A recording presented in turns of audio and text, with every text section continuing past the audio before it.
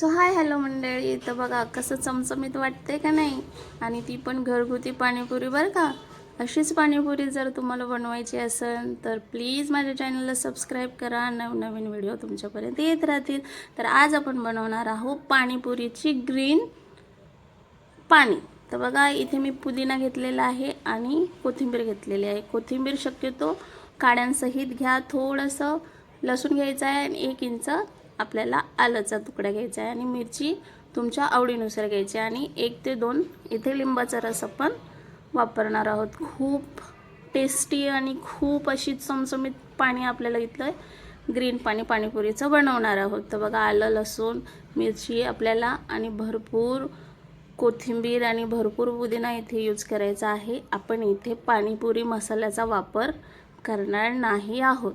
तर पुढे तुम्ही बघणारच आहात की आपण कुठल्या मसाल्याचा वापर करणार आहोत.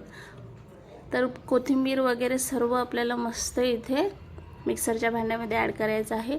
चवीपुरते इथे मीठ ॲड करून घ्यायचं आहे आणि बघा मस्त असं ग्रीन आणि अगदी तोंडाला पाणी येईल असं पाणी आपण इथे रेडी करणार आहोत.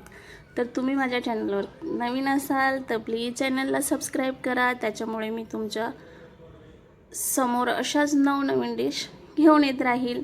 तर बघा इथे मस्त आपल्याला 1 लिंबाचा रस घ्यायचा आहे. पण बघा त्याच्या बिया आपल्याला अजिबात आपल्या मिक्समध्ये पडू द्यायचं नाही, त्याच्यामुळे करवटपणा येईल. तर बघा मस्त असं ग्रीन रंगाचा कुठलाही रंग आपण इथे वापरलेला नाही. लिंबाचा वापर करा, रंग अगदी ग्रीनिश टिकून राहतो. तर बघा मस्त असं ग्राइंड करून घेतलेलं आहे. आता जेवढं पाणी तुम्हाला इथे रेडी करायचं आहे तेवढ्या पाण्याचा तुम्ही इथे वापर करा. कितीही पाणी ॲड करा, काहीच फरक पडणार नाही. चवीमध्ये कुठेच कॉम्प्रोमाइज होणार नाही. तर जेवढं तुम्हाला पाणी ॲड करायचं आहे इथे तुम्ही पाणी ॲड करून घ्यायचं आहे. तर बघा इथे मस्त आपण मिक्स करून घेऊया. पाण्याचा रंग बघा अगोदर तुम्ही किती मस्त ग्रीन आलेला आहे. आणि बघा आता सगळ्यात महत्त्वाचं हा आपण यूज करणार आहोत चाट मसाला. पाणीपुरी मसाला नसेल काही टेन्शन घ्यायचं नाही. चाट मसाल्याचा वापर करूनच आज आपण इथे ग्रीन पाणी रेडी करणार आहोत. तर मस्त भरपूर असा चाट मसाला इथे आपण ॲड करणार आहोत. बघा 1 ते 1.5 चमचा इथे भरून चाट मसाला आपल्याला वापरायचा आहे. कुठलंच धने पावडर जिरे पावडर अगदी काही वापरायची गरज नाही.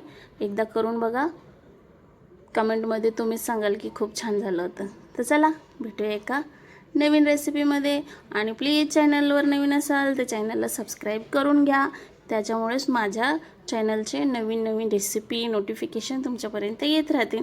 इथे थोडंसं मला तिखट जास्त वाटत होतं, त्याला बॅलन्स करण्यासाठी आपण इथे 1 चमचा साखर ॲड केलेली आहे. तर चला भेटूया एका नवीन रेसिपीमध्ये. तोपर्यंत नवीन रेसिपी येण्याची वाट बघा. चॅनलला सबस्क्राईब करा. चला तर भेटूया नंतर. तोपर्यंत बाय.